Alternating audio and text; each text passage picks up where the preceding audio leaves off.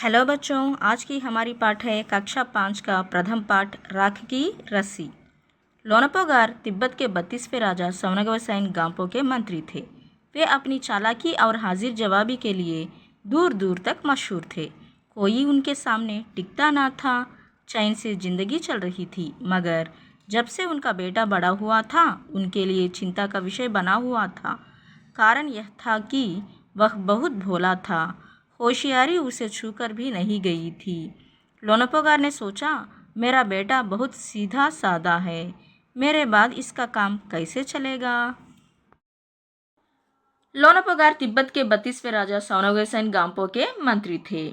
लोनापोगार was a minister in the court of Tibet 32nd king Songtsen गाम्पो।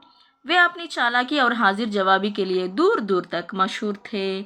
He was famous far and wide for his cleverness and quick-wittedness. कोई उनके सामने टिकता ना था। No one could outsmart him.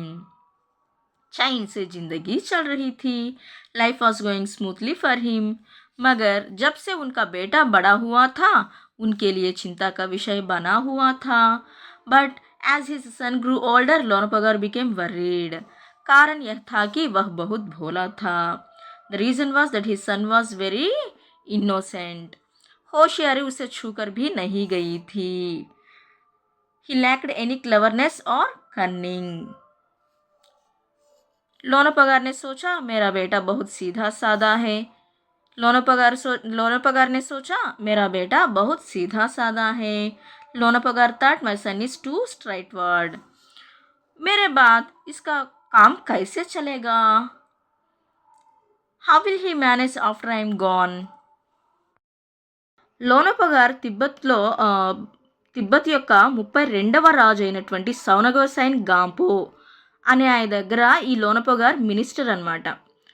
ఈయన చాలా తెలివైనవాడు, ఫేమస్ పర్సన్ అన్నమాట. ఇంకా మషూర్ అంటే ఫేమస్, చాలాకి అంటే క్లవర్నెస్. కోయి ఉన్కే సామ్నే టిక్తా నా థా. అతను ఇచ్చేటటువంటి ఆన్సర్స్కి ఎవరూ నిలబడలేరు. ఎంత కష్టమైన ప్రాబ్లం అయినా ఆయన అంత ఈజీగా సొల్యూషన్ చెప్పేవాళ్ళు అనమాట. హ్యాపీగా లైఫ్ వెళ్ళిపోతా ఉంది స్మూత్గా. కానీ ఆయనకి ఒక టెన్షన్ ఉండిందంట. ఏంటంటే ఉన్కా బేటా అంటే సన్ అనమాట. లోనాపోగారికి ఒక కొడుకున్నాడు. అతని గురించి చాలా టెన్షన్ పడుతూ ఉంటాడు. ఎందుకంటే కారణ్ యహ్దాకి బహుత్ భోలా థా. రీజన్ ఏంటంట, చాలా ఇన్నోసెంట్ అంట లోనాపోగార్ వాళ్ళ అబ్బాయి. అతన్ని హోషియారి అంటే క్లవర్నెస్ అనేటువంటి టచ్ కూడా చేసి వెళ్ళలేదంట. అంటే అస్సలు తెలివి లేదనమాట. ఏదైనా ప్రాబ్లం ఉన్నా, ఏదైనా చిన్న చిన్న ప్రాబ్లం వచ్చినా కానీ దానికి సొల్యూషన్ అనేటటువంటి తెలియదు, అసలు ఆలోచించడు. అంతా తెలివి తక్కువ వాడనమాట. లోనాపోగార్ ఏం ఆలోచించాడంటే, ఇప్పుడు నేనున్నంతకాలం ఓకే, నేను చనిపోతే ఎలా బతుకుతాడు వీడి లైఫ్ ఎలా సాగాలి అని చెప్పి ఆలోచించుకుంటూ ఉండేవాడంట. అంత టెన్షన్ పడుతూ ఉండేవాడంట లోనాపోగార్ వాళ్ళ కొడుకు గురించి. एक दिन लोनापोगार ने अपने बेटे को 100 भेड़े देते हुए कहा, तुम इन्हें लेकर शहर जाओ, मगर इन्हें मारना या बेचना नहीं. इन्हें वापस लाना 100 जौ के बोरों के साथ, वरना मैं तुम्हें घर में नहीं घुसने दूंगा. इसके बाद उन्होंने बेटे को शहर की तरफ रवाना किया. एक दिन लोनापोगार ने अपने बेटे को 100 भेड़े देते हुए कहा, तुम इन्हें लेकर शहर जाओ. One day Lonapogar gave his son 100 sheep and said, take them to the city. मगर इन्हें मारना या बेचना नहीं, but don't sell them or kill them. इन्हें वापस लाना 100 जौ के बोरों के साथ. Bring them back along with 100 sacks of barley. वरना मैं तुम्हें घर में नहीं घुसने दूंगा. Otherwise I won't let you into the house. इसके बाद उन्होंने बेटे को शहर की तरफ रवाना किया. After saying this he sent his son towards the city. లోనాపోగార్ ఏం చేశాడంటే వాళ్ళ అబ్బాయికి 100 షీప్ ఇచ్చి సిటీకి వెళ్ళు అని చెప్పి అన్నాడు. వెళ్ళు అని చెప్పి మళ్ళీ ఏమన్నాడు, పంపిస్తూ నువ్వు ఈ షీప్ని అమ్మొద్దు, చంపేయొద్దు, మళ్ళీ నువ్వు రిటర్న్ మన ఊరికి తీసుకురావాలి ఈ 100 షీప్ని. కానీ వస్తూ ఏం తీసుకురమ్మన్నాడు, 100 bags ఆఫ్ బార్లీ తీసుకురమ్మన్నాడు. లేదంటే నేను నిన్ను ఇంటికి రానివ్వను అని చెప్పాడు. ఇంకేం చేశాడు, ఇంకా వాళ్ళ అబ్బాయి ఆ 100 షీప్ని తీసుకొని सिटी బయలుదేరాడు. लोनापगार का बेटा शहर पहुंच गया. लोनापगार से सन रीच्ड द सिटी. मगर इतने बोरे जौ खरीदने के लिए उसके पास रुपये ही कहाँ थे. But he didn't have enough money two by so much barley. वह इस समस्या पर सोचने विचारने के लिए सड़क किनारे बैठ गया. He sat down by the road side to think about his problem. मगर कोई हल उसकी समझ में ही नहीं आ रहा था. But he couldn't find any solution. वह बहुत दुखी था. He was very sad. तभी एक लड़की उसके सामने आ खड़ी हुई. Just then a girl came and stood in front of him. क्या बात है, तुम इतने दुखी क्यों हो? She asked. What is the matter? Why are you so sad? Lonapagar के बेटे ने अपना हाल कह सुनाया. Lonapagar's son explained his situation to her. इसमें इतना दुखी होने की कोई बात नहीं. The girl said, there is no need to be so upset. मैं इसका हल निकाल देती हूँ. I will solve this problem for you. इतना कहकर लड़की ने भेड़ों के बाल उतारे और उन्हें बाजार में बेच दिया. Saying this she shared the wool of the sheep and sold it in the market. जो रुपये मिले उनसे जौ के 100 बोरे खरीद कर उसे घर वापस भेज दिए. With the money she bought 100 sacks of barley and sent him back home. లోనపోగారు వాళ్ళ కొడుకు సిటీకి వచ్చేసాడు. సిటీకి వచ్చేసిన తర్వాత ఇప్పుడు ఆలోచిస్తూ ఉన్నాడు. 100 బ్యాగ్స్ ఆఫ్ బార్లీ నేను తీసుకున్నాను, మా నాన్న తీసుకురమ్మని చెప్పారు, కానీ అంత అమౌంట్ నా దగ్గర లేదు. ఈ ప్రాబ్లంకి సొల్యూషన్ ఏంటి అని చెప్పి ఆలోచిస్తూ ఒక రోడ్ సైడ్ కూర్చొని ఆలోచిస్తూ ఉన్నాడంట. ఎంత ఆలోచించినా ఐడియా తట్టడం లేదంట. ఇంకా అలా చూస్తూ ఆలోచిస్తూ ఉండేసరికి అప్పుడే ఒక అమ్మాయి వచ్చిందంట. एक लड़की उसके सामने అక్కడి ఆ లోనపోగారు వాళ్ళ అబ్బాయి ఎదురుగా ఒక అమ్మాయి వచ్చి నిల్చుందంట. నిల్చొని అతన్ని అడిగిందంట, క్యా బాత్ హై, వాట్ ఈస్ ద మ్యాటర్, ఏంటి విషయము, ఎందుకు నువ్వు అంత సాడ్గా ఉన్నావు, ఏం ఆలోచిస్తున్నావు అని చెప్తే అప్పుడు లోనపోగారు వాళ్ళ అబ్బాయి చెప్పాడు, తన ప్రాబ్లం అంతా చెప్పాడు. ఇట్లాగా మా నాన్న నాకు 100 షీప్ ఇచ్చారు. 100 షీప్ ఇచ్చిన తర్వాత వాటిని అమ్మొద్దు, చంపేయొద్దు, కానీ 100 బ్యాగ్స్ ఆఫ్ బార్లీ తీసుకురా అని చెప్పి అన్నారు. ఇప్పుడు నేను ఎలా చేయాలి, నా దగ్గర ఏమో డబ్బులు లేవు, అవి తీసుకురాకపోతే 100 sacks ఆఫ్ బార్లీ తీసుకురాకపోతే మా నాన్న ఇంటికి రావద్దు అని చెప్పి అన్నారు. ఇప్పుడు నేను ఏం చేయాలి అని చెప్పి అన్నాడు. అనగానే అప్పుడు ఆ అమ్మాయి ఏమనిందంటే, ఓ దీనికి నువ్వు అంత ఆలోచిస్తున్నావా, నీ ప్రాబ్లంకి సొల్యూషన్ నేను చెప్తాను అని చెప్పి ఏమనింది, ఇతనా కేకర్ లడికినే భేడోంకే బాల్ ఊతారు. ఏం చేసింది, భేడోంకే బాల్ అంటే షీప్ హెయిర్ ఉంటుంది కదా, ఆ షీప్ హెయిర్ని ఏం చేసిందంటే మార్కెట్కి తీసుకుపోయి ఆ షీప్ హెయిర్ని తీయించేసింది. షీప్ హెయిర్తో ఏం చేస్తారు, వూల్ వస్తుంది కదా, అలా అమ్ముతారనమాట. స్వెటర్స్ అవన్నీ వేసుకుంటారు కదా మీరు, అవన్నీ షీప్ హెయిర్తో వూల్తో చేసినవి అనమాట. అందుకని చెప్పేసి ఫస్ట్ ఈ అమ్మాయి ఏం చేసింది, ఆ షీప్కి ఉన్నటువంటి హెయిర్ని తీయించేసి అమ్మగా వచ్చినటువంటి డబ్బులు ఏమైతే ఉన్నాయో ఆ డబ్బులతో 100 బ్యాగ్స్ ఆఫ్ బార్లీ కొని లోనపోగారు వాళ్ళ అబ్బాయికి ఇచ్చి పంపించింది రిటర్న్. लोनापगार के बेटे को लगा कि उसके पिता बहुत खुश होंगे, मगर उसकी आपबीती पर उन्होंने ध्यान नहीं दिया. वे उठकर कमरे से बाहर चले गए. दूसरे दिन उन्होंने अपने बेटे को बुलाकर कहा, पिछली बार भेड़ों के बाल उतारकर बेचना मुझे जरा भी पसंद नहीं आया. अब तुम दोबारा उन्हीं भेड़ों को लेकर जाओ. उनके साथ जौ के 100 बोरे लेकर ही लौटना. लोनापगार के बेटे को लगा कि उसके पिता बहुत खुश होंगे. लोनापगार से सन thought that his father would be very happy. मगर उसकी आपबीती पर उन्होंने ध्यान नहीं दिया. But when he told his story, his father didn't pay any attention. वे उठकर कमरे से बाहर चले गए. He simply got up and left the room. दूसरे दिन उन्होंने अपने बेटे को बुलाकर कहा, पिछली बार भेड़ों के बाल उतारकर बेचना मुझे जरा भी पसंद नहीं आया. The next day, Lonapagar called his son and said, I didn't like that you sold the wool last time. अब तुम दोबारा उन्हीं भेड़ों को लेकर जाओ, उनके साथ जौ के 100 बोरे लेकर ही लौटना. Now take the same ship back to the city and return with a 100 sacks of barley. Okay, లోనపోగారు వాళ్ళ అబ్బాయి ఏం చేశాడు, సిటీ నుంచి 100 sacks ఆఫ్ బార్లీ తీసుకొని తిరిగి వాళ్ళ ఊరికి వచ్చేసాడు. తను ఏమనుకున్నాడంటే, ఈ 100 sacks ఆఫ్ బార్లీ చూడగానే మా నాన్న చాలా హ్యాపీగా ఫీల్ అవుతారు అనుకున్నాడు. అనుకొని జరిగిన విషయం అంతా వాళ్ళ లోనపో గారికి చెప్తాడు. కానీ లోనపో గారు కొంచెం కూడా అటెన్షన్ పే చేయడం, అంటే తను చెప్పేది వినడనమాట, కాన్సన్ట్రేట్ చేయడం. ఆయన సైలెంట్గా చెప్తున్నా కానీ లోనపో గారు వాళ్ళ అబ్బాయి పట్టించుకోకుండా సైలెంట్గా తన రూమ్ నుంచి బయటికి వెళ్ళిపోతారంట. వెళ్ళిపోయి మళ్ళీ నెక్స్ట్ డే లోనపో గారు వాళ్ళ అబ్బాయిని పిలిచి ఏం చెప్తారంటే, లాస్ట్ టైం నువ్వు షీప్ హెయిర్ని అమ్మేసి 100 sacks ఆఫ్ బార్లీ తీసుకొచ్చావు, నాకు అది అసలు నచ్చలేదు. మళ్ళీ నువ్వు ఈ 100 షీప్ని తీసుకువెళ్ళి 100 sacks ఆఫ్ బార్లీ తీసుకురా, కానీ ఈసారి వాటిని అమ్మొద్దు, చంపొద్దు, ఇంకా వాటి హెయిర్ని తీయొద్దు, కానీ వాటిని ఏమీ చేయకుండా నువ్వు తీసుకురావాలి. ఎలా తీసుకువస్తావు అని చెప్పి పంపిస్తాడనమాట.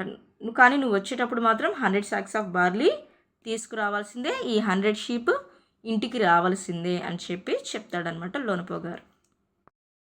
एक बार फिर निराश लोनपो गार का बेटा शहर में उसी जगह जा बैठा। न जाने क्यों उसे यकीन था कि वह लड़की उसकी मदद के लिए ज़रूर आएगी, और हुआ भी कुछ ऐसा ही। वह लड़की आई, उसने अपनी मुश्किल कह सुनाई। अब तो बिना जौ के 100 बोरों के मेरे पिता मुझे घर में नहीं घुसने देंगे। लड़की सोचकर बोली, एक तरीका है। उसने भेड़ों के सींग काट लिए, उन्हें बेचकर जो रुपये मिले उनसे 100 बोरे जौ खरीदे। बोरे लोनपो गार के बेटे को सौंपकर लड़की ने उसे घर भेज दिया। एक बार फिर निराश लोनपो गार का बेटा शहर में उसी जगह जा बैठा। Once again the disappointed son went to the same spot in the city and sat down. न जाने क्यों उसे यकीन था कि वह लड़की उसकी मदद के लिए ज़रूर आएगी.